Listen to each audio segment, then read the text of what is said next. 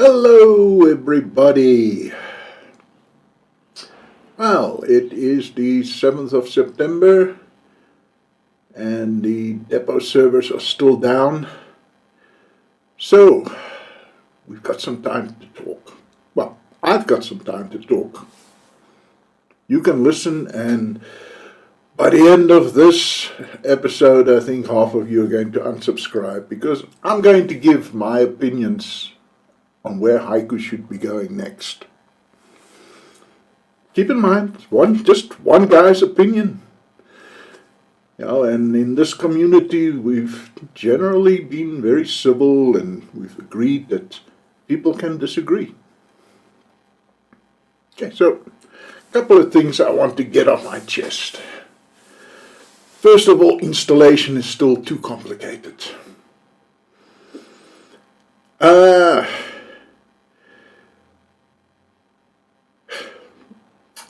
UEFI is Microsoft's answer to a question that nobody ever asked, but we're stuck with it. And other operating systems know about it, and they will automatically create a little FAT32 partition where you can put your EFI startup files. We still have to do this manually. And that's just one part of it, because once you've got your partition set up, Haiku just installs incredibly quickly. But that step, setting up partitions, should be far more automated.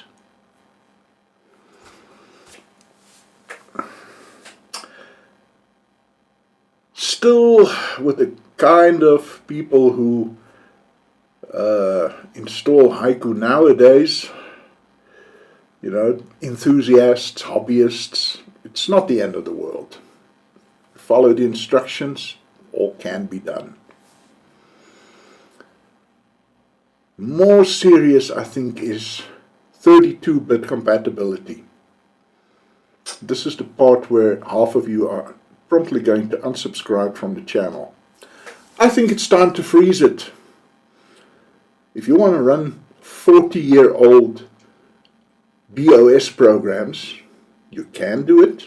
We've got the 32-bit system.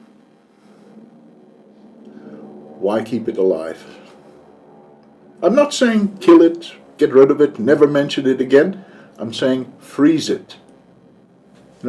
Because if you go to the forums and you read between the lines, quite often you'll see, we really want to do this, but we can't because it won't compile on 32-bit. Well, then I say now 32-bit compatibility is holding us back. 64-bit computers have actually been around since the 1970s. But in the x86 world, we're looking at, I think it was 2004, 2005, when the Core 2 Duo processor came out. That's 20 years ago. Now, any computer made in the last 20 years will run 64-bit.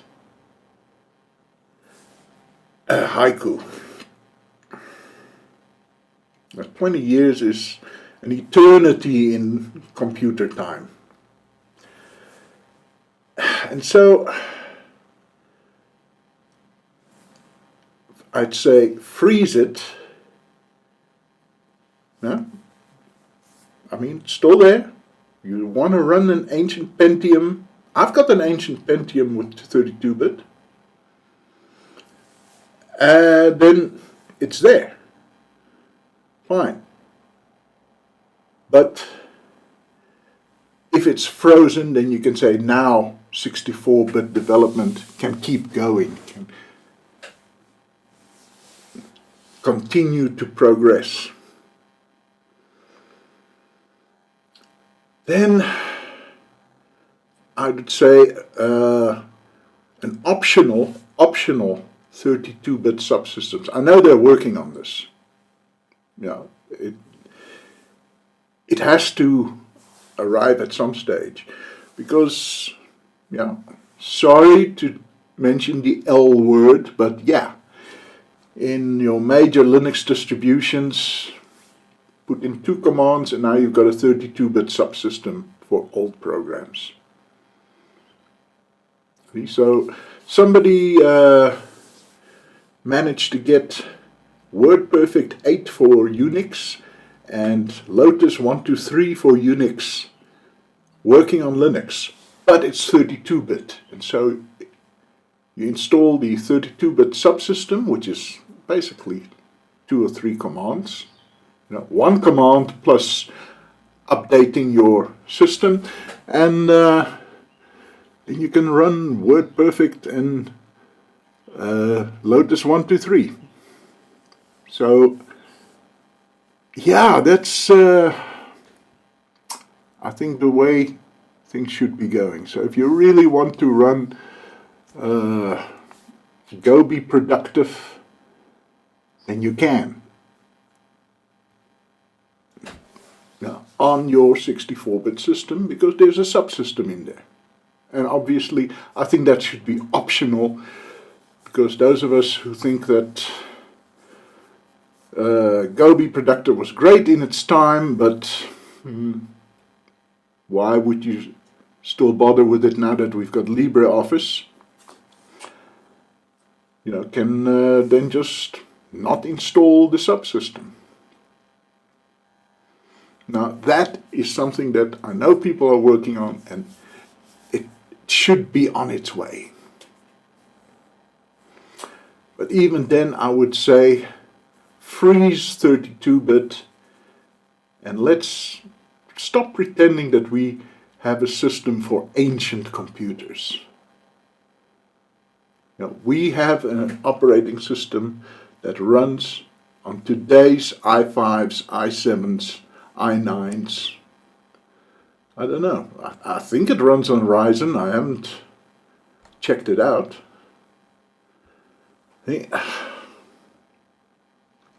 Then, of course, considering the size of the Raspberry Pi cottage industry, if we could get Haiku running on ARM, specifically on Raspberry Pi, I mean, that would open up a vast new world for Haiku, because you see these videos on YouTube, operating systems for Raspberry Pi, and they're just different flavors of Linux. See? And there I think there's a big opening. But I'm not a systems programmer, and I don't know just how much work it is to transfer to an entirely different architecture. I suspect it's a lot. See? But yeah, a Raspberry Pi version of Haiku, that would just open up so much. Okay, so what else? Yeah, we need more users, we need more developers, and we need more mind space. We need to get the message out. So, a